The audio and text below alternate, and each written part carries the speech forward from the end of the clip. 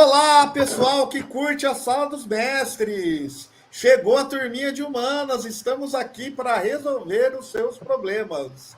Eu sou o professor Davi, estamos aqui com os outros dois colegas.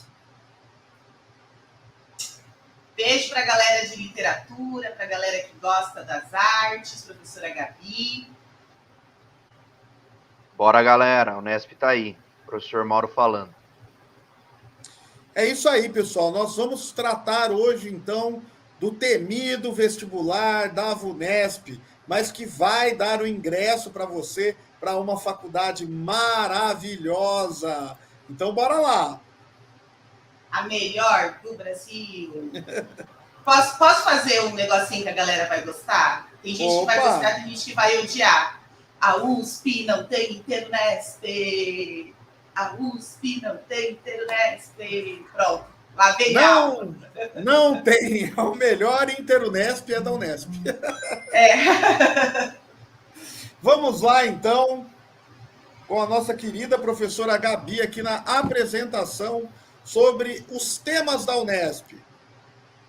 Galera, então, sei que vocês fizeram ontem a prova do Enem, tá todo mundo cansado, todo mundo desanimado, mas, fica aqui com a gente, assista o vídeo até o final, curte aí, compartilhe, porque vai ser aquele momento que vocês vão poder dar aquela relaxada, tá? Nada de listinha de Zé Sérgio, hein? Não quero ver listinha, agora é aqui com a galera gente boa, com a galera de humanas. Vamos fazer uma miçanguinha e bora lá vender nossas artes na praia, né? Fui um pouco clichê, mas é isso. Gente, falar um pouquinho sobre a estrutura da prova. Então, a prova amanhã, feriadão, 15 de novembro. 15 de novembro é dia do quê, Maurão? Proclamação da República, 15 de novembro de 1889. Ah lá, galera. Quem sabe aí para vocês também proclamarem a liberdade de vocês, né? Gente, amanhã, então, a prova é uma prova de conhecimentos gerais. São 5 horas para poder fazer 90 questões de múltipla escolha com 5 alternativas. E ela é bem democrática, porque nós temos as 3 áreas de conhecimento, linguagens, ciências humanas e ciências da natureza. E cada área, gente, trabalha com 30 questões. Então, se você é da nossa, do rock, da galera hippie, que gosta de humanas... Gente, são 60 questões, tudo bem? 2/3 da prova, é isso? Gente, eu sou péssima em matemática. 2/3 da prova para a galera de humanas. Perfeito. É uma prova mais democrática, realmente, como nossa colega Gabi falou. As questões não costumam ter um grau de complexidade tão grande, né? Mas envolve conteúdos e a Unesp está batendo muito no que já vem o que seria o novo ensino médio, que seriam as habilidades e competências. Então, por isso, nós verificamos aí uma prova com muita interdisciplinaridade. E esses apontamentos já são feitos nos últimos vestibulares. Então, eu entendo que o vestibular aí da VUNESP, ela tem uma sinalização muito com a questão interdisciplinar. E hoje, né, nós vamos fazer esse joguinho aqui com vocês. Nós vamos falar e trazer questões que peguem as nossas 3 áreas e bater um papo animado. Espero aí que vocês se divirtam como nós estamos nos divertindo. Fechou, gente? Maurão?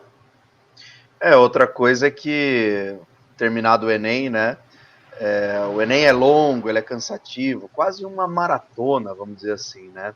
A Unesp é uma prova mais gostosa. Ela não é tão conteudista como a FUVEST, mas não é tão densa quanto o Enem. Então, vai dar tudo certo. Bora lá, gente, pro Interunesp? Vamos lá? Podemos passar? Podemos, Davizeira. Gente, a galera agora vai entrar no delírio, tambores. A prova de literatura da Unesp não tem leitura obrigatória, não tem que ficar correndo atrás de resuminho, de vídeo aula, tudo bem? É só aqui, galera, tá? Não tem leitura obrigatória. Galera, eu falo que a prova ela é bem democrática porque a gente consegue trabalhar os conteúdos vistos em sala de aula. Então, a história da literatura que nós trabalhamos, né, desde o trovadorismo até prosa contemporânea, tendências contemporâneas, pode ser cobrado nesse vestibular. Então, quais são os conteúdos mais cobrados dentro da área de literatura? Avaliação da forma, né? Então, metrificação, rima, estrutura de texto. Gente, as escolas literárias, então as características das escolas. Ultimamente, está sendo mais cobrado barroco, arcadismo, romantismo, simbolismo, modernismo. Galera, mas pode cair em qualquer escola literária. Então, vocês têm que estar ligados aí um pouquinho nessa linha do tempo da literatura. E, gente, os principais escritores, né? Pensando em literatura brasileira. Então, Mário de Andrade, Manuel Antônio de Almeida, Euclides da Cunha, pensando também nos poetas portugueses, né? Fernando Pessoa, Camões. Então, galera, ela é uma prova com tudo que a gente trabalha na sala de aula, analisando um pouquinho da história e também da literatura, né? Dessa linha da história da literatura, é cobrada nessa prova da Unesp. E pensando em artes, né, gente, porque lembrando, literatura conversa com artes, com história, com geografia, a gente vai discutir um pouquinho mais, também cobra um pouquinho as vanguardas europeias, né, esses movimentos artísticos do início do século XX. Então vamos lá, da visão. Gente, aquela prova gostosa que você vai fazer, vai falar, nossa, a Gabi deu isso, a Gabi conversou comigo sobre isso. Eu escolhi, gente, uma questão que é aquela questão que não é para errar, aquela questão que é para você acertar. Você bater o olho, você vai lembrar da escola literária. A Unesp, ela gosta muito de pegar um autor, um crítico literário, colocar o texto dele, né, que ele aborda as características da escola, e aí ele pede para você assinalar qual que é essa escola. Então, olha essa questão, ó. Os autores deste movimento pregavam a simplicidade, que nos temas de suas composições, quer como sistema de vida, aplaudindo que na antiguidade e na Renascença fugiam ao burburinho citadino para se isolar nas vilas, pregava a aura mediocridade, a dourada mediania existencial transcorrida sem sobressaltos, sem paixões ou desejos, regressar à natureza, fundir-se nela, contemplar-lhe a quietude permanente, buscar as verdades que lhe são imanentes. Em suma, perseguir a naturalidade com a filosofia de vida. Gente, uma dica para responder esse tipo de questão. Vai grifando as palavrinhas-chave. Então, ó, o que aqui nós temos de palavras-chave? Então, ó, conversa com a antiguidade, aplaudindo a antiguidade, a renascença. Gente, só tem duas escolas que retomam os valores da antiguidade clássica: arcadismo e renascentismo. Tudo bem? Ó, já consigo eliminar várias. Aliás, sobra a alternativa correta. A gente está falando da escola literária que trabalha com a vida simples. A gente fala que a escola literária que a galera quer fugir para a natureza, quer ter uma vida tranquila, galera. Nada de viver na cidade. A galera quer viver no mato, curtindo, se tivesse Bob Marley naquela época. É a galera que quer curtir, gente, carpe diem, tá? É a galera sussa, então é o arcadismo, é esse movimento literário. Então, ó, aqui eu tenho uma questão que é uma teoria literária. Ele pede para você, a partir desse comentário, identificar o movimento literário. Tudo bem? Selecione as palavrinhas-chave que vai ajudar muito você a responder esse tipo de questão, que é uma questão para você não perder. No way, tá? Acerta na lata. Perfeito, Gabi. Então, essa dica aí que você dá para grifar as palavras-chave vai direcionar você aí que está fazendo vestibular, né, a ter uma noção da realidade da questão. É o tal do concurseiro, né? Pega as palavras-chave e vai direto, acerta, não vai errar, não. Vamos para a próxima, Gabi? Sem medo de rabiscar a prova, né? É isso Sem aí. medo de rabiscar. Ih, Gabi, isso aí é literatura? É literatura com geografia, tá? Gente, só que um errinho que a gente... O gráfico 2, ele tá aqui ao lado. Ah, é verdade, agora que eu vi também. Né? Então, deu uma desconfiguradinha. O gráfico 2 está à sua direita, encavalou ali, né? Gente, ó, é uma típica questão interdisciplinar. Aqui a gente tem um gráfico de climatologia, é isso, Davizeira? Perfeito. E o gráfico de climatologia vale ressaltar algumas dicas extremamente importantes. Ela tem duas variantes no eixo Y, que de um lado fica a temperatura, que vocês podem verificar aqui, né? Ela está em graus Celsius. Do outro lado está a pluviosidade. Eu não sei o que é pluviosidade, então tá faltando aí conceito para você, né? Pluviosidade é chuvas. Então, de um lado está a temperatura, de outro está a chuva. Fiquem atentos. No eixo Y, temos uma variável só, que são as estações do ano. Então, esse J, F, M, A, aí é janeiro, fevereiro, março, até chegar no nosso glorioso dezembro.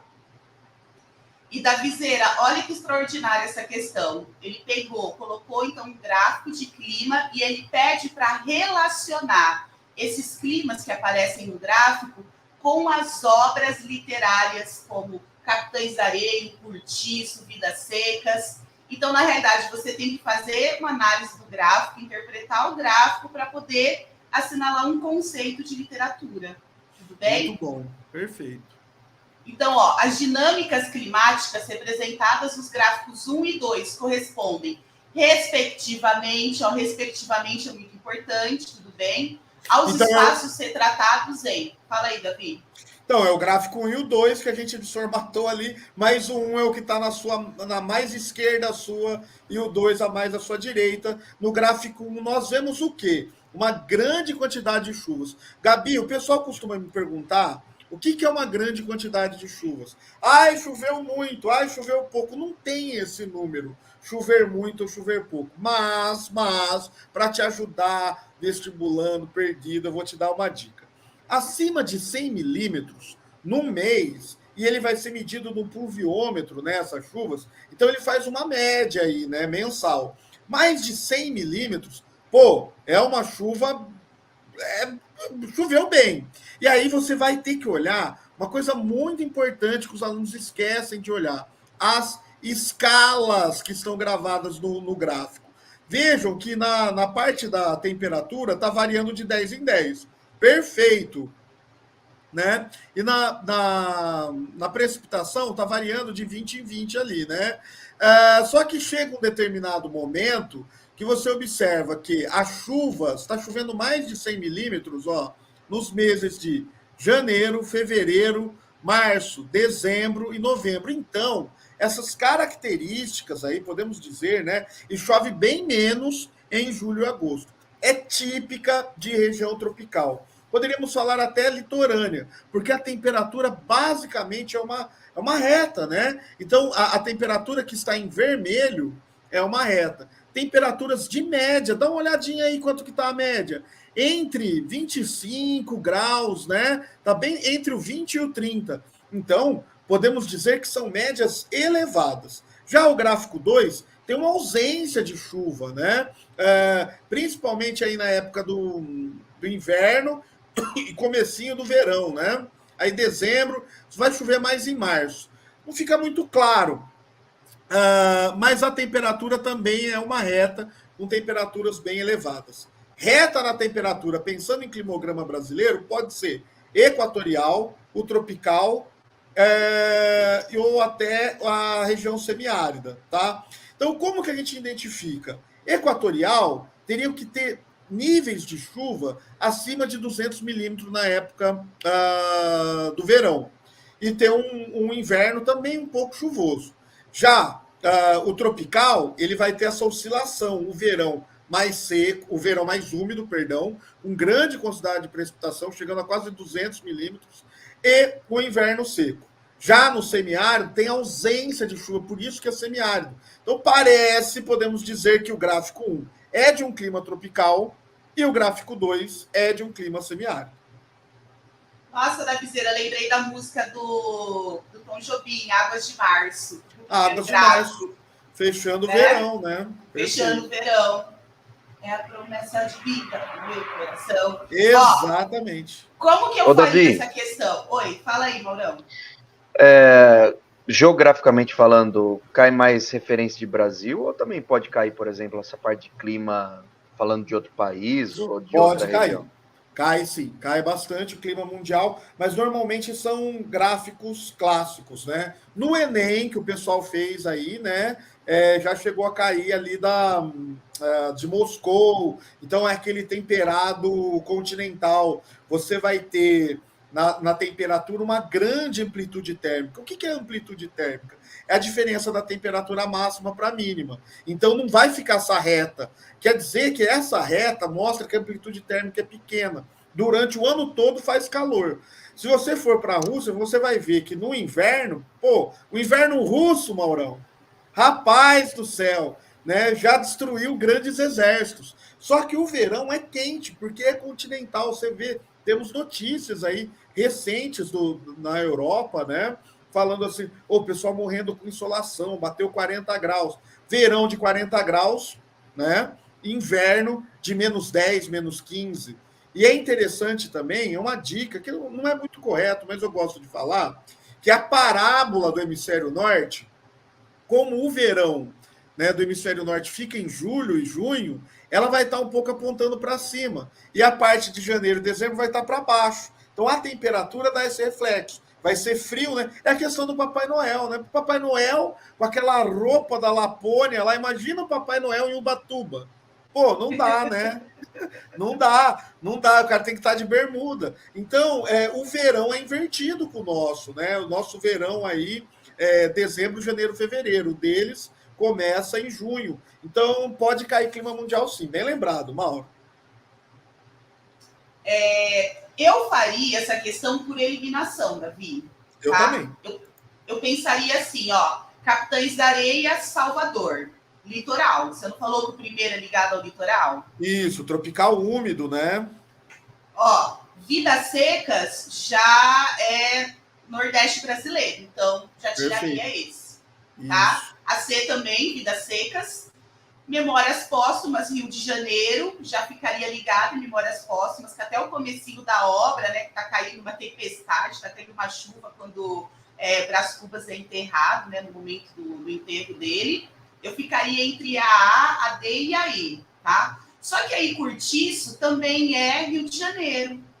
Então nunca iria no gráfico 2. O gráfico 2 é mais árido, certo? Isso, e o A também, porque Capitães de Areia não poderia ser o tropical, né?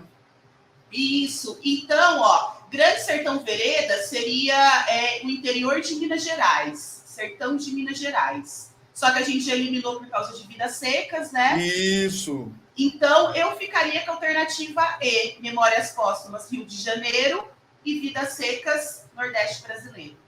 Perfeito.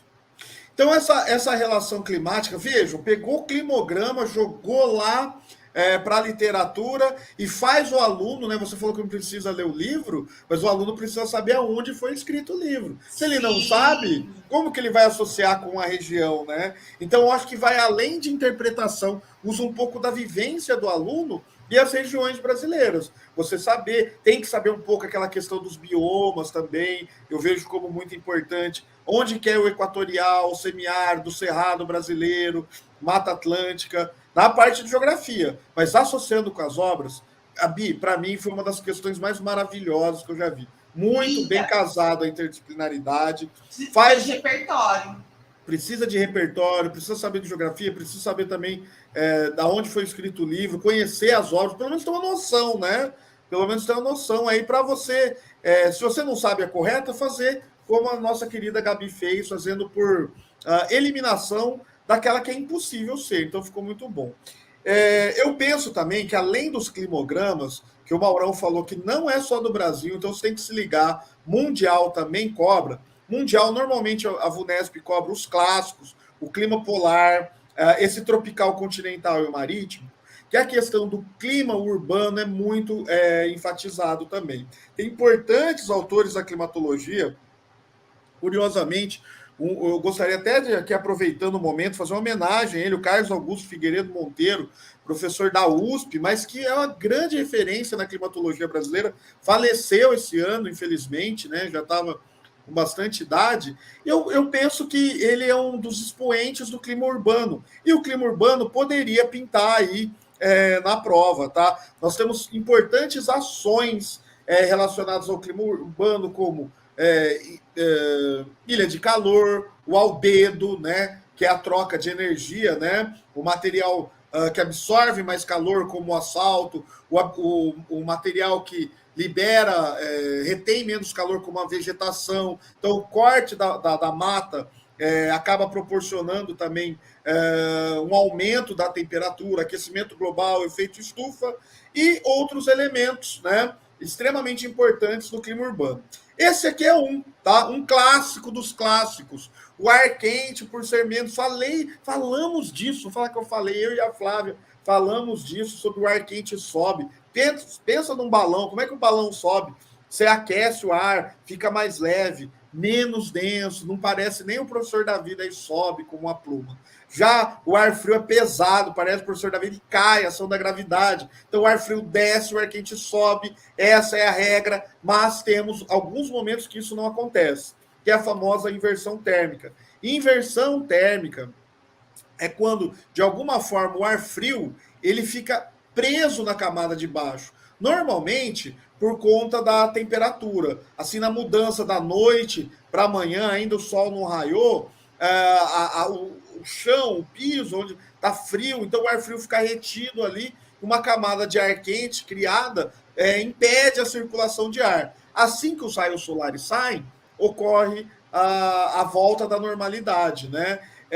Sabe onde que é muito comum isso, Mauro? Você sabe, Mauro, porque você passa ali muitas vezes na famosa descida do Chibarro, você passa de madrugada, tá aquela névoa ali tá rolando aquela névoa em inversão térmica, bicho. Você já enxerga. E de moto ali da visão, Chibarro gela, hein? Gela, né? Pois é. E aí o que acontece?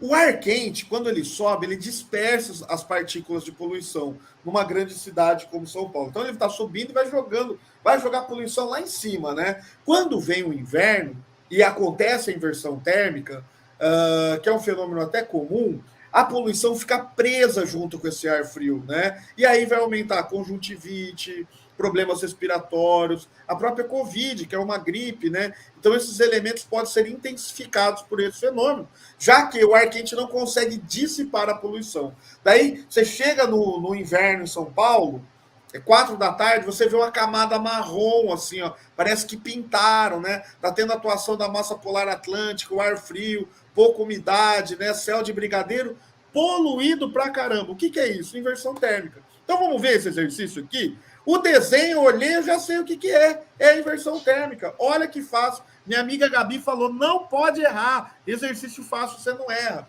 A poluição atmosférica tratada na imagem sugere um fenômeno climático que consiste na formação de uma camada de gás poluente de cor cinza em altitude sobre a cidade, em virtude do rápido aquecimento e esfriamento da superfície que dificulta a circulação dos ventos, fazendo com que o ar fique mais frio próximo ao solo e mais quente na parte superior. Esse fenômeno climático, representado na figura por uma interrogação, é conhecido como inversão térmica. Acertou, parabéns, ganhou um frango assado no bico. Muito bem, muito bem.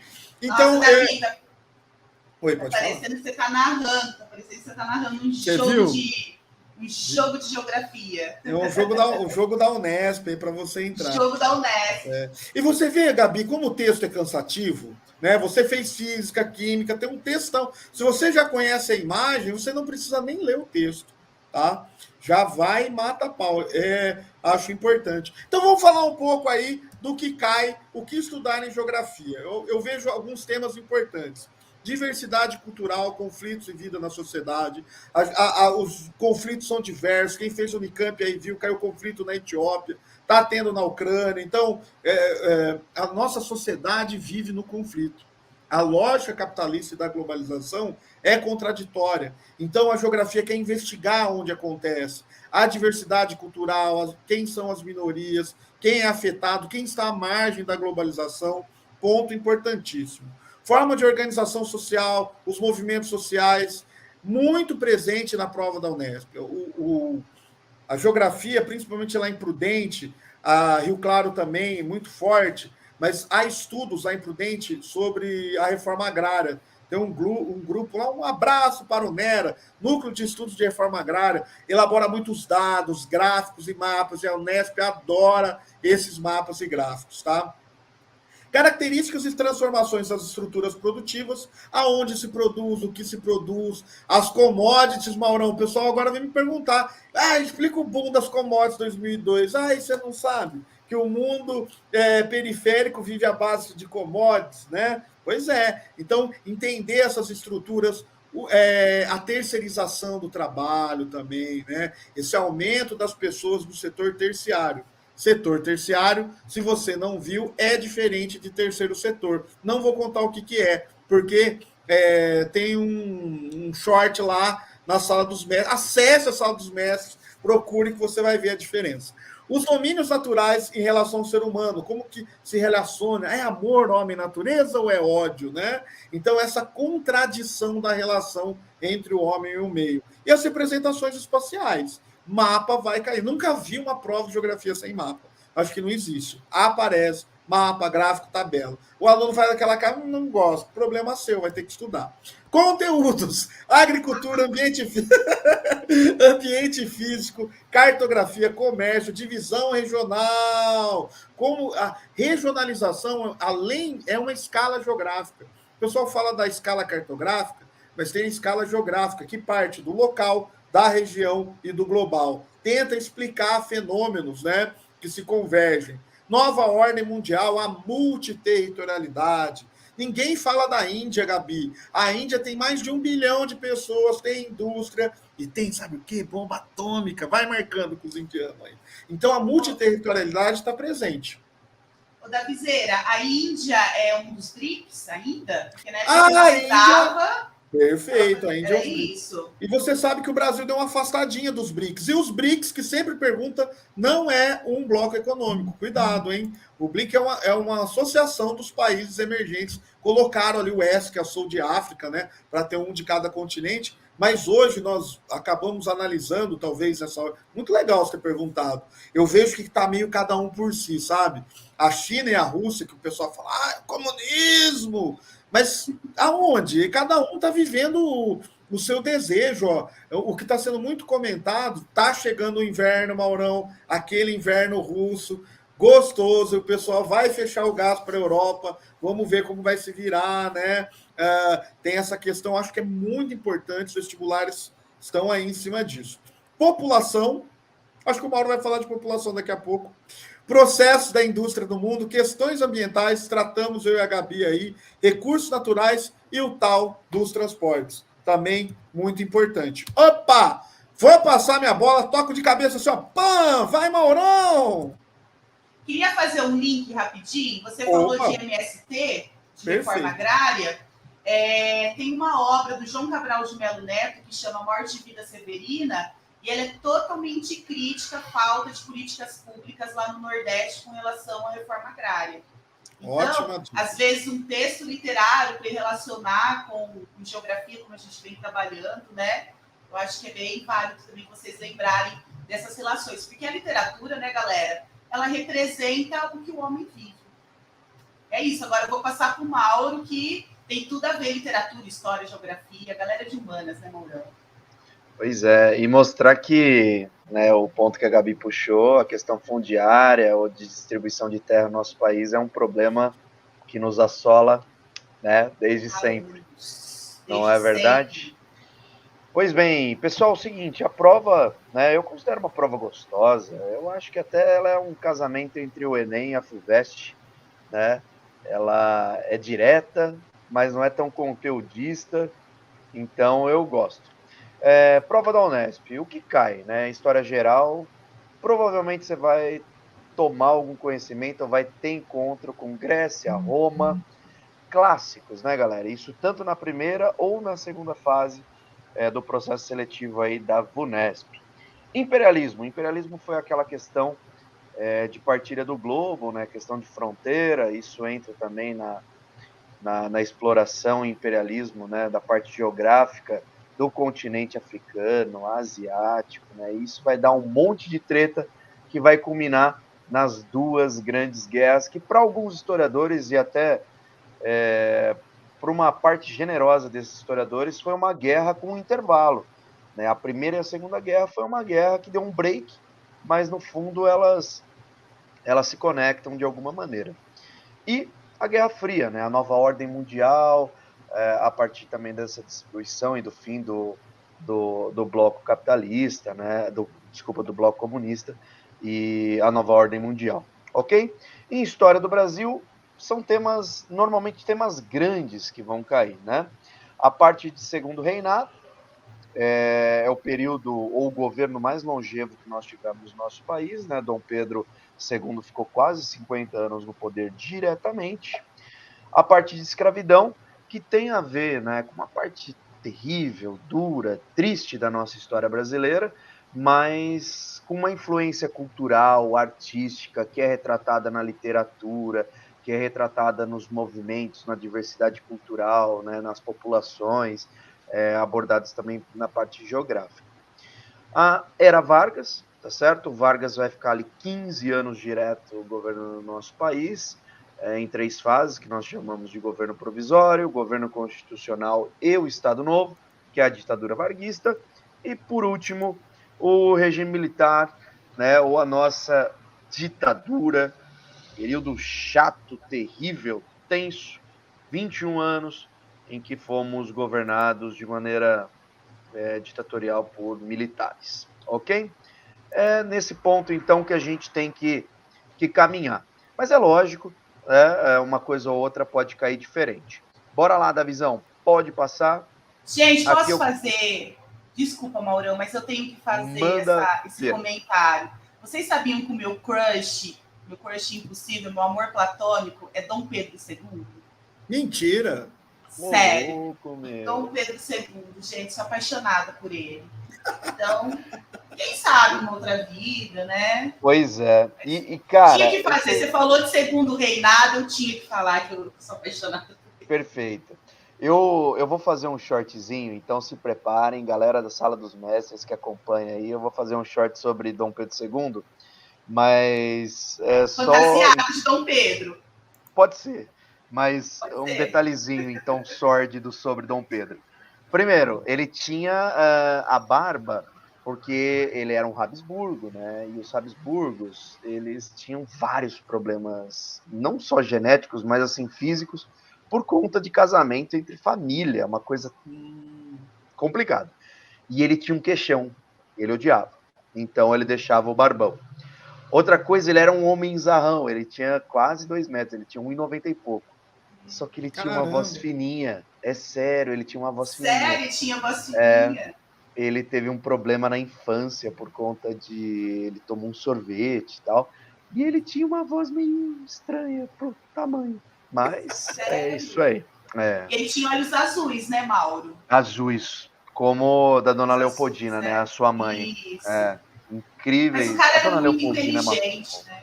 Sim. demais. Um gênio, um gênio. O... Inteligentíssimo, fotógrafo, Pois é, gostava muito de arqueologia, né? Era super. fantástico. Ele era incrível de fato. Ele falava, por exemplo, de línguas, né?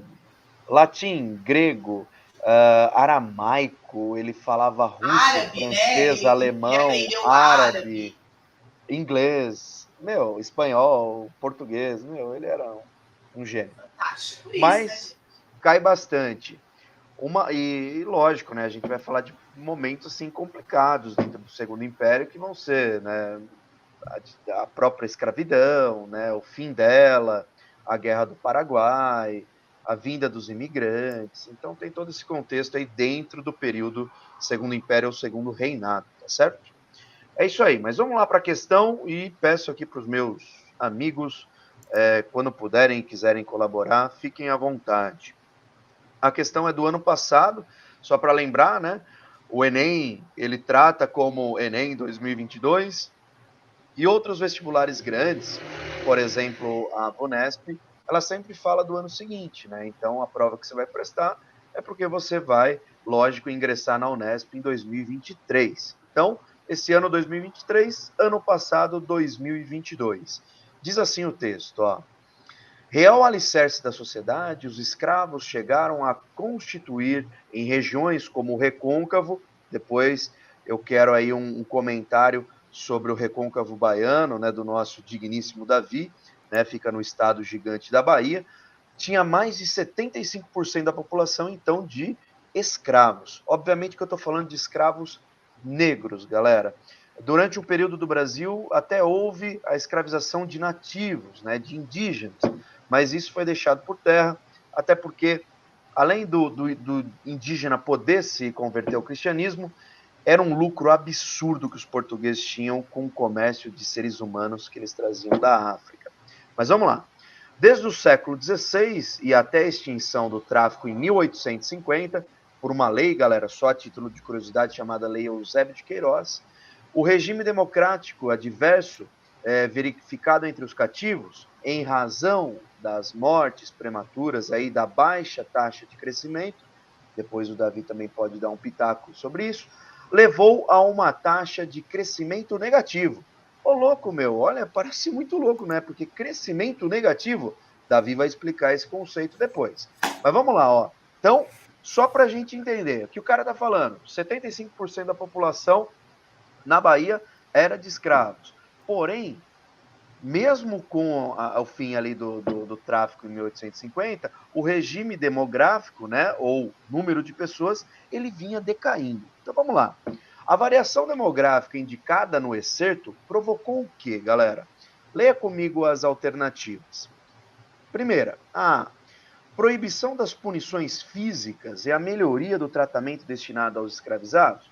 Bom, você até podia associar isso a batiam tanto, eram agredidos, ou tinham uma vida tão complicada, né, tão difícil, que eles morriam.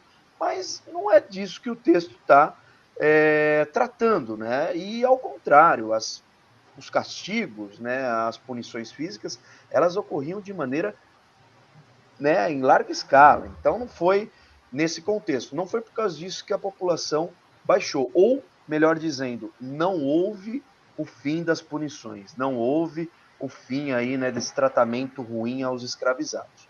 B, surgimento de leis destinadas à redução, né, do uso de escravizados nas lavouras de cana. Galera, não. Durante aí a utilização das lavouras de cana, veio aos montes, né, seres humanos traficados, eram sequestrados e trazidos à força para trabalhar no Brasil. Essa fase aí de 1850, você precisa ter uma sacada. Já não é mais o ciclo cana-de-açúcar, e já é o ciclo do café. Né? Então ali houve sim uma diminuição da vinda de escravos, mas ele está falando do recôncavo baiano, que tinha ali uma produção das lavouras de cana, utilização veemente de seres humanos, né, como escravos. Alternativa C, apoio da coroa portuguesa ao apresamento e escravização de indígenas. Não, galera, isso daí até foi utilizado nos primórdios, né, nas origens ali do Brasil português, mas depois caiu por terra. Volto a dizer, o Papa estava perdendo fiel e ele queria, né, fazer ali dos nativos ou dos indígenas novos cristãos. D, galera, necessidade constante de importação de mão de obra de africanos escravizados. Guarda essa daí surgiu bonita, ó. Por quê? Porque tá dizendo assim, meu, se o número né, o crescimento dessa população era diminuído, você precisava de mais gente. Se era 75% da população de escravizados, estava vindo de algum lugar. Então, era de lá da África mesmo, a galera dava ali o all-in, né? Vamos importar seres humanos para trabalhar como escravos aqui no Brasil. E a última, galera, alternativa E, diz assim, ó, estímulo à imigração e à transição para o trabalho assalariado nas cidades e no campo. Meu, ele não está falando de trabalho assalariado. É lógico que vai ter um fluxo de imigrantes, né, depois, na fase do café, mas ele está falando principalmente desse recôncavo baiano, século XVI. Então aqui, galera, você precisava ter uma manha do gato. É lógico que é uma prova complicada, você tem um tempo reduzido, mas você tinha que ter a calma de identificar. Eu estou falando de cana, eu estou falando de uma vinda ou de uma leva, né, de seres humanos importados da África, né, então eles eram trazidos à força desse continente africano. Eu estou falando que não era utilizada a mão de obra nativa ou indígena nesse período, né? Eu estou falando de que imigrantes ainda não rolavam. Então é esse contexto que você tinha que ter sacado. Qual que é a alternativa correta? A D, né? A necessidade constante de importação de mão de obra, exatamente porque seres humanos não sobreviviam. Só antes de passar a bola para o Davi, um título horroroso, né, galera? Nós temos, né, o título de último país da América a abolir a escravidão. Nós temos também o recorde, né, de maior quantidade de seres humanos sequestrados e forçados a trabalhar como escravos da história da humanidade. Foram quase 5 milhões de seres humanos, tá certo? Então, uma história triste e terrível, retratada nessa questão aqui da Unesp. Bora lá, Davi! Manda. Professor Mauro levantou, eu vou cortar então. É o seguinte, Recôncavo Baiano é uma região até estratégica ali, né? Fica próximo a Salvador. É, no início, muito utilizado, uma região que tem um solo muito bom, um solo massapê, né? Oriundo aí da degradação de rochas metamórficas, do guinais e tal. Então tinha muito pau-brasil. Então ali o pessoal já pau-brasil já levava. Depois, o Mauro falou de ciclos, né? Nós vamos ter o glorioso ciclo cacaueiro, né? Então vai ser uma área importante aí também na exploração do cacau, que depois vai ser acometido, assim como aqui na nossa região, né, pelo greening, que atacou os laranjais, vai ter a vassoura de bruxa. É um fungo, e fungo é um bicho extraterrestre, né? Não é nem vegetal, não é nem animal, o trem é esquisito. Tem fungo que a gente come aí junto com o estrogonofe, tem um pessoal aí que faz o neto que come. Bom, enfim. Muito bem. É um lugar, então, muito. Hoje, só que olha que legal. Hoje ele é muito industrial, né? É voltado aí para algumas indústrias. Então, é uma região estratégica, podemos dizer, que passou por diversos ciclos, né? E aí, quando o Mauro, meu grande amigo, fala sobre as mortes, falou de crescimento negativo. O que é isso, né? Nós estamos falando daquele gráfico de densidade demográfica que tem as fases. Primeira fase, que é de crescimento lento, porque ocorre o quê? Ocorre isso aí que o Mauro falou, taxa de crescimento negativo. Depois tem o boom, né, de crescimento. Nasce todo mundo, aí aquela coisa, né? A população começa a ter crescimento positivo. Depois vem a fase que nós estamos vivendo no Brasil atualmente, a transição demográfica, onde esse governo, deveria estar investindo mais em educação, devido à oportunidade, né? A gente acaba tendo uma população economicamente ativa maior do que a porcentagem da não ativa, de idosos. Então é hora que você tem que fazer maciços investimentos para aproveitar um momento que é chamado de bônus demográfico ou janela demográfica. E depois vai viver a fase europeia do envelhecimento da população. Aí, por que a taxa de crescimento é negativa?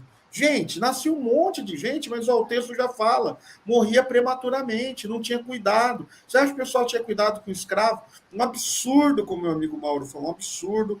Eu acho que é terrível citar a escravidão, você imaginar. Eu sei que quando você vai falar, vou falar de África com os alunos. Primeira coisa que o aluno pensa é em escravidão, não pensa dos minérios, porque é tão marcante isso na nossa sociedade. Então, eu acho que é bem complexo. Ô, Mauro, o seu avô teve quantos filhos? Você sabe? Bom, paterno 4, materno 9 que nasceram, mas no total foram 12. Mas 9 ficaram. E seu pai? Meu pai, 2. E você? 0. Então você vê que já mostra esse reflexo da sociedade. Uma sociedade agrária, né, que é a faixa etária aí do vô do Mauro, né, tinha muito filho. Os meus avós, paterno, são 9, materno eram 13. E é o que você falou, não tinha as condições sanitárias, gerais, então morria prematuramente. Então a taxa de crescimento fica negativa até. Não adianta nascer muito e morrer muito. Agora, hoje em dia, imagina, Gabi, você com 9 filhos na escola, você pode ganhar 50 mil reais que vai ficar apertado de pagar, né? Para pensar. Não, então, filho 50 gatos.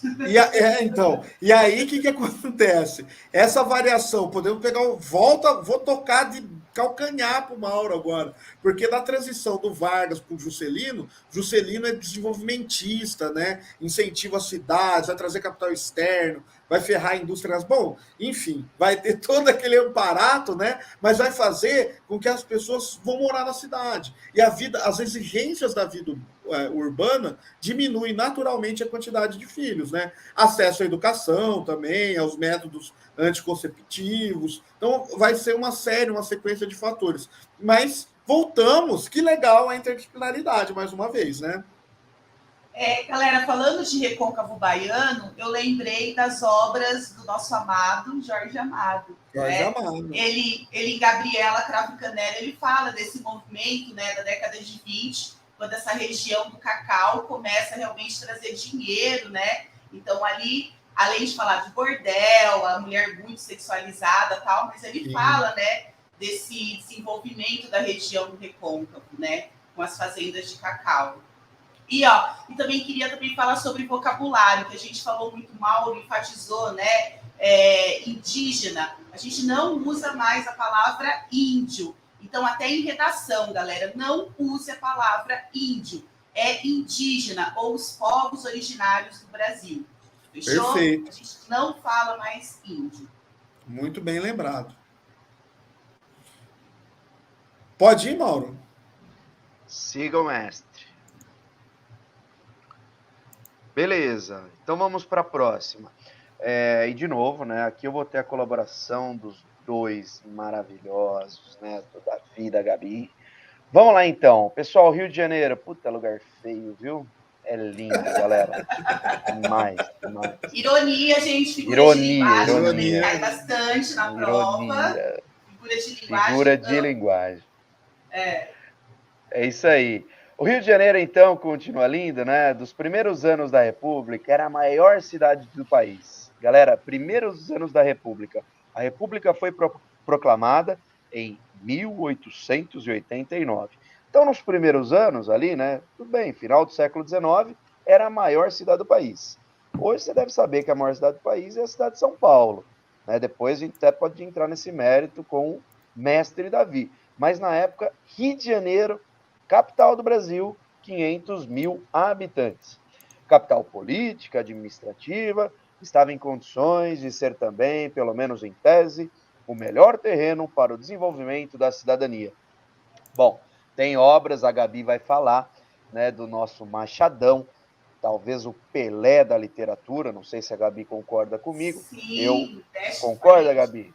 Beleza. Concordo, Machado de Assis é um dos brilhantes da literatura.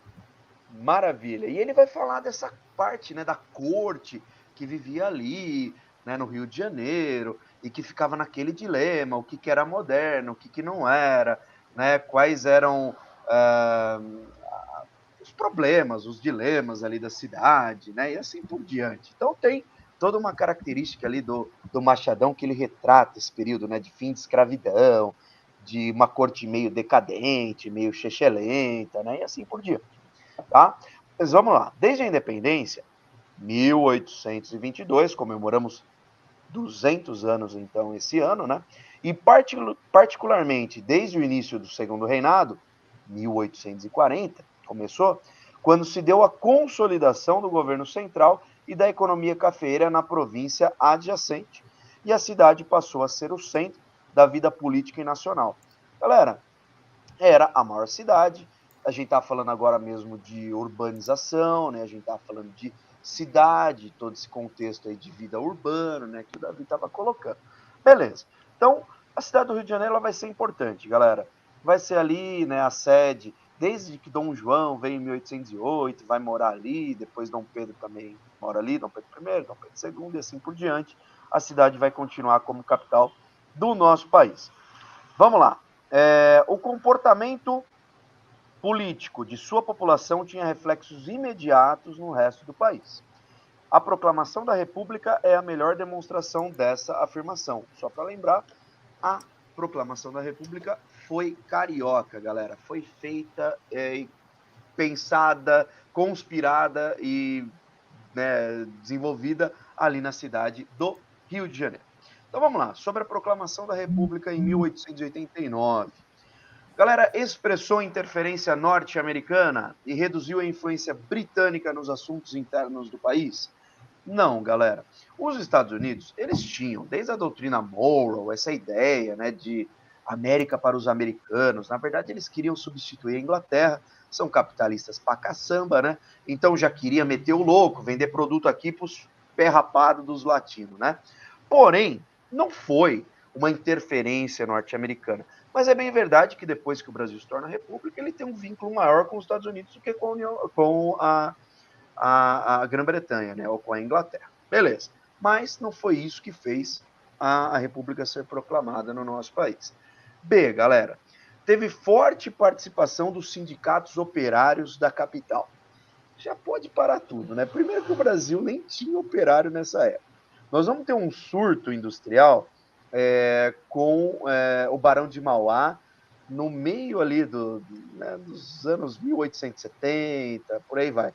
Mas, galera, foi só um surto. Não tinha um movimento consolidado, muito menos sindicato, né, de operários aqui no nosso país ou na capital, tá certo? Ampliar a cidadania, isso daí vai ser só na era Vargas, relaxa que não é essa daí. C, galera, representou o fim da hegemonia das elites cafeeiras. Já pode parar por aí. É a partir daí que as elites cafeeiras vão ganhar poder, galera. A partir daí, né, que a gente vai ter o café com leite, que nada mais é do que cafeicultores de Minas e São Paulo, podia ser a República do Café com café, mas ficou bonitinho café com leite, mas eram cafeicultores, essas elites agrárias, tá? E a açucareira já não tinha mais muito a ver, açúcar já estava em decadência nessa época. Então cancelamos também a alternativa C. D, galera, foi rejeitada e combatida militarmente pelos principais clérigos católicos no Brasil e no exterior. Galera, até teve um movimento da Igreja Católica contrário ao Dom Pedro II. Dom Pedro II, ele era um cara mega polido e político, mas ele fez uma coisa muito errada, cara. Ele vai prender, no final do seu governo, ele vai mandar prender 2 bispos, tá? E isso foi complicado para a Igreja Católica. Mas não foi isso que gerou, né, a nossa República Brasileira.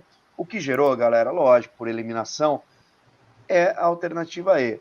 Né? Então, a proclamação da República em 1889 resultou da ação de um setor das Forças Armadas que era positivista, tanto que o lema da nossa bandeira, Ordem e Progresso, é uma frase positivista. Na verdade, a frase inteira é amor por princípio, ordem por base e progresso por fim. É uma frase do Auguste Comte. Então, a bandeira devia estar amor, ordem e progresso, mas por causa do Benjamin Constant ficou só ordem e progresso. E contou com o apoio de grupos políticos da capital, inclusive do setor, né, cafeeiro, que já se desenvolvia. Então, era a elite agrária, eram os barões do café, que queriam deixar, né, o título de baronato, ou de ser barão, mas queriam agora se envolver diretamente, não é, né, ser submisso ao imperador, que era Dom Pedro II, e é fazer, de fato, a política, é colocar, por exemplo, as oligarquias no poder do nosso país. Então, foi um golpe militar, dado pelos militares, o Marechal Deodoro, mas com esse aparato aí das oligarquias querendo ter acesso ao poder no Brasil, beleza? Foi dessa forma, então, que a gente resolveria a questão aí da República. Bora lá, Gabi e Davi.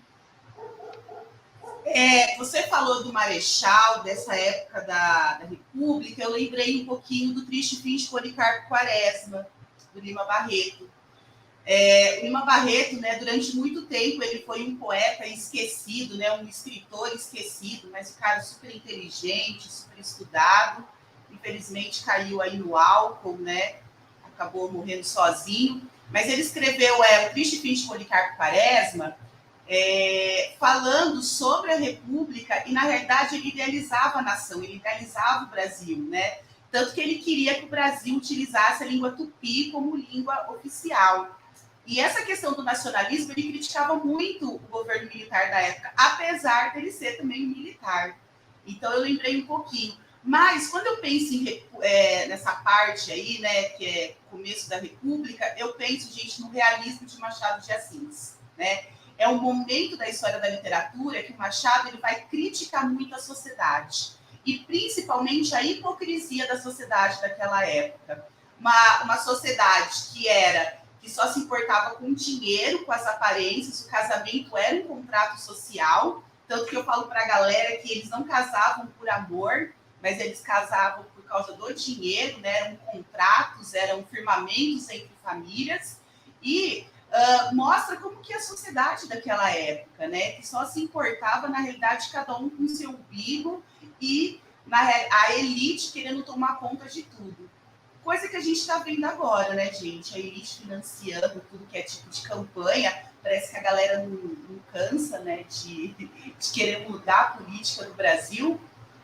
E também, galera, eu lembrei um pouquinho também do naturalismo, quando a gente pega o Aloysio de Azevedo. Porque o naturalismo ele é todo construído em cima dessas filosofias científicas do século XIX, né? Positivismo, determinismo, o darwinismo social. Então, olha como que é interessante, gente, a história ajudando a gente a compreender um pouco a literatura e a literatura ajudando a gente a compreender a história. Do ponto de vista da geografia, o Mauro pediu esse bate-bola, tem a questão populacional, né? O Rio de Janeiro sendo a capital do Brasil, aí, na República Velha.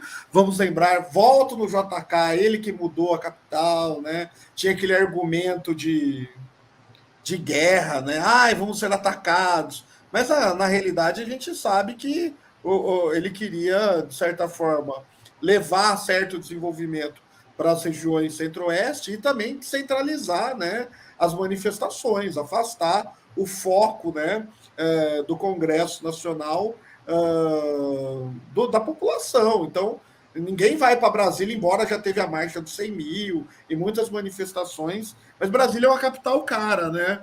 É um local bem elitizado, as obras arquitetônicas são belas, tal. Mas o entorno, as cidades satélites, né, é bem complicado. Vive uma população, lógico, que trabalhou, herança de uma construção civil, de operário. Outra questão sobre a República Velha, que eu acho que vou pegar o gancho, é que ela é velha, né, Mauro? Assim, é cansada, né? Ela vai voltar com essa questão agrícola muito forte, como você disse, né? Então vai exaltar o café. Dá a impressão de que tudo vai mudar, né? Então, acabou o império, vamos colocar uma república, vai ter uma democracia. Nada. Vai voltar ainda mais para a relação com as oligarquias agrárias brasileiras, que talvez é um dos grandes pontos da desigualdade do Brasil, né? Hoje nós falamos em agronegócio, as elites, então é trator, tecnologia, as commodities, né? Mas nessa época aí era monoculturas. E vai ter a chegada dos italianos para trabalhar nas lavouras, substituindo a mão de obra escrava, que vai ficar ainda mais marginalizada, embranquecimento da população. E aí sim, depois, né, essa descentralização para o interior paulista da cafeicultura vai levar as ferrovias, o transporte, e aí uma substituição para a lógica industrial. Mas demora, né? É lento, é cansativo, né, Mauro? Assim, eu vejo a República Velha, parece que me cansa estudar, sabe? Se me permite assim fazer uma crítica ao período. A mim também. Né? É um momento meio, não sei, parece militar, como você disse também, né? Sim. E aí nós temos uma das transições mais longas, que é a do Vargas, né? Sim. Eu pensei no Vargas, eu assisti esses dias o Rei do Gado, que está passando na Globo à tarde, e o início da novela fala sobre a imigração italiana, a questão do café, da cafeicultura, e é bem no momento que o Vargas convoca a galera, né, os pracinhas, para lutar lá na Itália. Imagina os descendentes de italianos lutando contra a nação, contra o país deles, né? Não, um detalhe... Vai lá, Davi. Não, Vargas é uma figura muito polêmica. Eu acho que você vai lançar essa aí, falando do detalhe, né? Exatamente. Ele tinha um encanto danado com o nazifascismo. Danado. Aliás, posturas um tanto quanto fascistas, né, no Estado Novo. Então, é por isso que é complicado. Aliás, o símbolo da FEB, da Força Expedicionária Brasileira, né, dos pracinhas que foram para a Itália, era uma cobra fumando. Cobra Porque vai fumar. essa era a expressão. O Brasil só entraria na guerra quando uma cobra fumasse. E a cobra fumou, porque era muito improvável. O Brasil, ele É isso que eu vendia ia coisa para os anos. perguntar, Mauro. É isso que eu ia perguntar, né? Se ele era tão assim, desse lado mais nazi-fascista, por que ele lutou contra? Por que ele ficou a favor dos Estados Unidos? Então, vamos lá. O Vargas, ele vai ser um grande, né, desenvolvedor de nacionais, de empresas estatais e nacionais, né? E para o setor aí de indústria pesada e tal, ele vai organizar a Vale, que vai ser a Vale do Rio Doce, né, e a CSN, a Companhia Siderúrgica de Volta Redonda, né, a Companhia Siderúrgica Nacional. E para isso ele toma empréstimos dos Estados Unidos. Tudo estava indo muito bem, prestou dinheiro dos Estados Unidos, estava construída a CSN, mas aí Pearl Harbor ocorreu, né? Os japoneses tiveram a audácia de atacar os Estados Unidos ali no seu território do Havaí. A partir disso, os Estados Unidos vai entrar na Segunda Guerra Mundial e, por questão de logística, porque o segundo fronte da guerra era na África, ele vai pedir, o Delano Roosevelt, né, o presidente dos Estados Unidos, vai pedir uma base militar, que vai ser a base ali do Rio Grande do Norte, tá, para logística para levar seus porta-aviões para a África. E a questão da dívida da CSN foi perdoada. Então o Vargas ele dá apoio aos aliados, aos Estados Unidos e automaticamente aos aliados. Quando o Hitler sabe dessa situação, ele torpedeia aí alguns barcos brasileiros na costa, né? São 5 barcos brasileiros, navios mercantes, que foram afundados, naufragados por submarinos alemães. Então aí o Brasil é obrigado a declarar, o Vargas é obrigado a declarar guerra ao eixo. A cobra fumou. A cobra fumou. E ele é populista, né, Mauro? Assim, tipo, ele tem esse lado e vai criar a CLT, né? As leis trabalhistas, mas era uma necessidade em cima dessa industrialização crescente, né? Então, as férias remuneradas, isso traz ele para o lado do povo, né? Por isso que eu acho ele uma figura bem contraditória. Eu acho que é amado e odiado, né? É assim mesmo. Aliás, né, e muito bem lembrado, a CLT ela é inspirada na Carta del Lavoro, a carta fascista italiana. Aí, pronto. Só que aí, né, você dá os direitos, né? Olha só, os direitos não são conquistados, eles são dados. Então você se torna um líder, né, carismático, é o pai dos pobres. É isso que eu estava tentando lembrar, qual que era o apelido dele, era o pai dos pobres, né? É isso. Só morto sairei do catete, e morto foi, né? E saiu da vida para entrar na história. E não deixa de ser correto. Nós vamos estudar ele sempre, né, Mauro? Eu acho que importante. E é isso aí mesmo, né? Bom, vamos para a próxima? E ele se suicidou mesmo, né? Porque tem aí umas teorias da conspiração, igual do Teorias Zavascki, do Ulisses Guimarães, que fala que a galera foi, né? Ele se suicidou mesmo. Boa, Gabi. Então, a gente tem que tomar esse cuidado, né? As ciências humanas, elas são ciências, né? E nós temos objetos de estudos que nos dão base para cientificamente afirmar algumas coisas, né? Então, mesmo que não seja uma disciplina, uma área exata, né, como a matemática, assim por diante, mas nós temos dados, então, que corroboram uma situação. O que a gente tem, né, de base sólida é que, de fato, foi um suicídio. É que tem algumas coisas, né? A posição que a arma caiu, o Vargas ele não datilografava, né? Hoje se diz digitar, e a carta, né, a testamento, ela foi datilografada, mas foi por um secretário, ele assina a carta. E o Vargas era orgulhoso. E quando você lê a carta, aliás, é muito interessante, dá para você perceber que o Vargas é o jeitão dele. É o discurso dele, o orgulho dele imperando. Tem um momento que ele até parece Jesus Cristo, assim, o Salvador. Tipo Martin, que quis fazer o Martin. Eu acho que a ideia dele foi essa mesmo, né? Bom, enfim. Entrar para a história. Pessoal, a gente está estourando nosso tempo, que a gente é bem comunicativo, né? Vamos lá. A galera fala muito, né? A galera de humanas, né? Fala muito.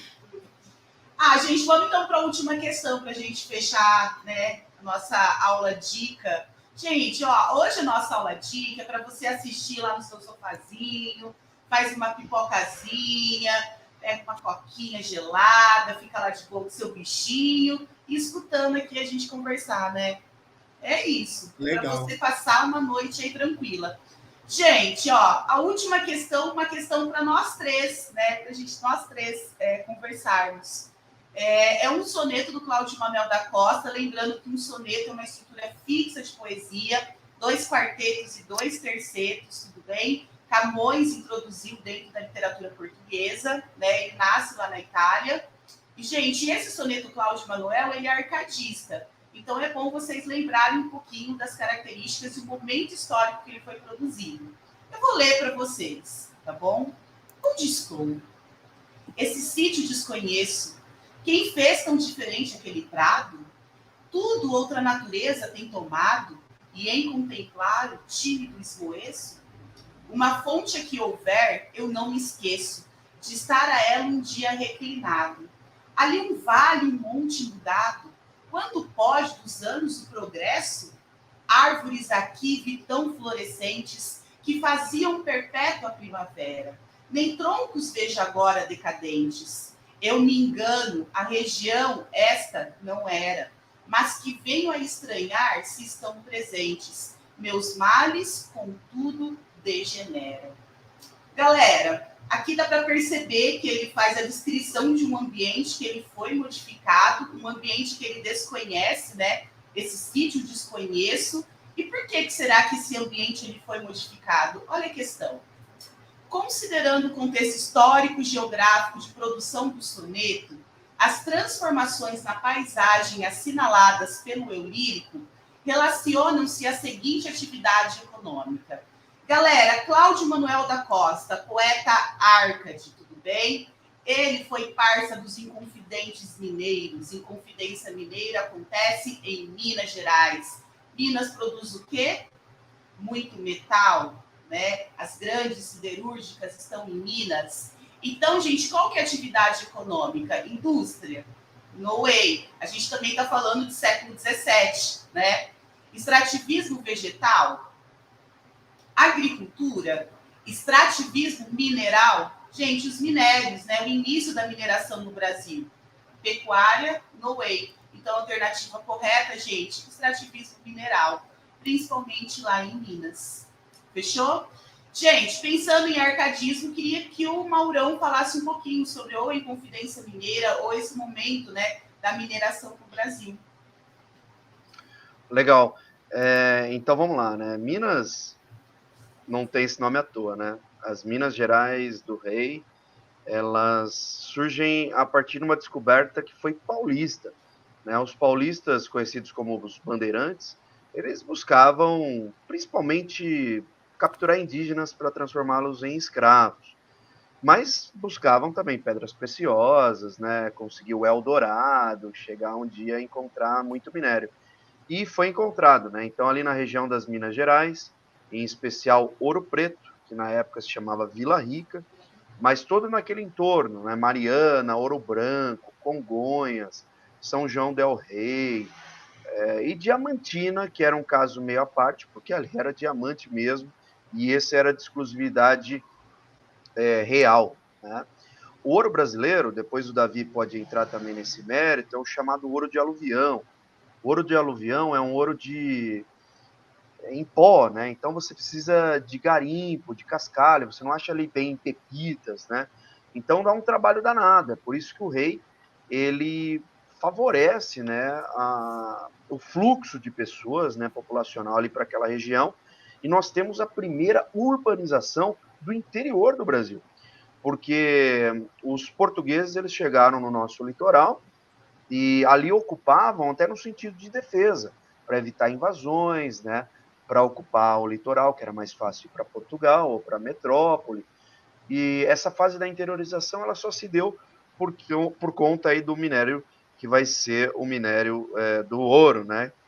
Mas Minas Gerais ela é massacrada, você percebe no texto, né?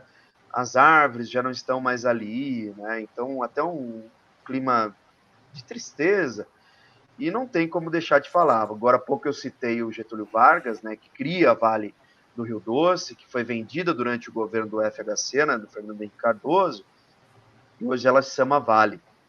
E nós temos casos terríveis, né, de barragens, né, de rejeitos, que mataram, que acabaram com rios, com a fauna, com a flora, né? E, então Minas ela vem sendo massacrada e morta, né, desde de 1693, quando foi descoberto o ouro nessa região maravilhosa. Tá certo? É isso. O nosso glorioso Darcy Ribeiro, no seu Intérpretes do Brasil, né? Ele chega a falar, Mauro, que Vila Rica, a atual Ouro Preto, ali é a capital do mundo, de tanto de pessoas que estão envolvidas nesse processo, né? Você imagina a quantidade de escravos que estão ali, né? Você vai, Ouro Preto é maravilhoso, né, Gabi? Você vai visitar assim, é fantástico. A igreja, Artisticamente, nossa, é demais. A igreja pintada a ouro, né? Com pó de ouro, como o Mauro colocou. Só que O depois você para para. barroco, né? uma boa Que arte é o, rococó, né? que é o movimento, né? Você indo até Congonhas, tem as obras do Aleijadinho. As obras do Aleijadinho estão espalhadas. Muita teoria da conspiração com o Aleijadinho também, né? Sim. Eu acho que vale a pena. Mas eu tive a oportunidade, eu recomendo a todos, né? Que visitem. É uma cidade. Parece que você vivencia a história ao andar. Ela é tombada, é um patrimônio da Unesco, né? Mas tem todas essas mazelas deixadas. E ali é a região do quadrilátero ferrífero, que depois vai vir lá para o Rio de Janeiro vem a CSN, mas tem a Vale, que vai ter os dois piores desastres ambientais. Podemos colocar assim, ó, não é um exagero, que é Sim, Brumadinho e imagina Mariana, ainda. né? E é bem possível que caia nos vestibulares, porque é recente ainda, né? Dá para você trabalhar, dá para fazer uma questão interdisciplinar, contando toda essa história, né? Falando até com química, dá para falar um monte de coisa dessa área que tem a comida mais gostosa do Brasil. Vocês podem falar de tudo, mas é em Minas que você vai encontrar o alimento mais gostoso. E talvez vai ter o Rio São Francisco, né? Conhecido como Rio dos Currais. Eu vi que na questão falava de pecuária, não tem a ver, mas vai levar animais, tal. Na questão não tem a ver, né? É que no arcadismo, o desejo do eu lírico é ir para o meio do mato e ser um pastor. E viver um grande amor com a sua pastora, em um lugar totalmente idealizado, que é um lugar ameno. Então, na realidade, o Cláudio Manuel está criticando que esse lugar ele não existe mais. Esse lugar que o lírico projeta, né? Ele foi degradado, devastado. E se eu não me engano também, Davi, me corrija aqui, ó, estamos no momento. O Carlos Drummond ele faz uma poesia também bem depois sobre minério, né? Na década de 70, ele critica a Vale do Rio Doce, que não era tão doce, né? Ele faz uma crítica, na verdade, ele já fez uma previsão do que podia acontecer com o meio ambiente de Minas por causa dessas grandes empresas. Ele era de Itabira, né? De Itabira. Ele gosta de relembrar muito, né? A memória, as tradições mineiras, né? E a Vale, né, ela foi incorporada, na verdade, ela era a Itabira Iron, era de um americano, o Farquhar, e o Vargas, ele estatiza, né, ele toma o Estado brasileiro. Vai ter a FENEME também, eu falo de FENEME, meus alunos, que é a Fábrica Nacional de Motores, minha mãe que falava, o FENEME era um caminhão grande, era FENEME para ela, né? Que a princípio era uma fábrica de motores aviônicos, mas que depois foi feito caminhões. E era militar também, né? Se eu não me engano, né? O cara era militar, daí foi fazer caminhão, e depois no JK vai falar: não vai privatizar, e privatiza. Vende, né? Mas, perfeito. E falando aí da região de Minas Gerais, né? Por ela ser um centro urbano, aí principalmente Vila Rica, né? Ouro Preto, e de não produzir, porque, né? Agora há pouco o Davi falou, né? Pô, a pecuária, então o cara ia levar. cara, primeiro que era caro pra caramba, É. né? A rota, você vai ter uma rota antiga que ligava principalmente Vila Rica a Paraty, no Rio de Janeiro, né? Então você aproveita ali quase que um gargalo, né? Uma garganta que tem ali na Serra da Mantiqueira para conseguir atravessar, né, a fronteira de São Paulo com Minas Gerais. E depois a Estrada Nova, que vai ser a estrada de Vila Rica ao Rio de Janeiro, que o Tiradentes cuidava. A Mas Estrada Real, Mauro? as duas são estradas reais. A Estrada Real antiga ou velha, que era de Paraty até Diamantina, na verdade, passando por Ouro Preto, e depois do Rio de Janeiro até essas cidades. Mas houve uma espécie de, podemos chamar assim, de conexão com o resto do Brasil, né? Uma conexão econômica. Então, por exemplo, grãos iam, né, daqui de São Paulo ou do Rio de Janeiro para Minas Gerais, carne, né, carne seca, charque ou carne de sol do Nordeste e do Sul do Brasil, até do Uruguai, né, que parte do nosso período histórico brasileiro foi Brasil, né, a Cisplatina.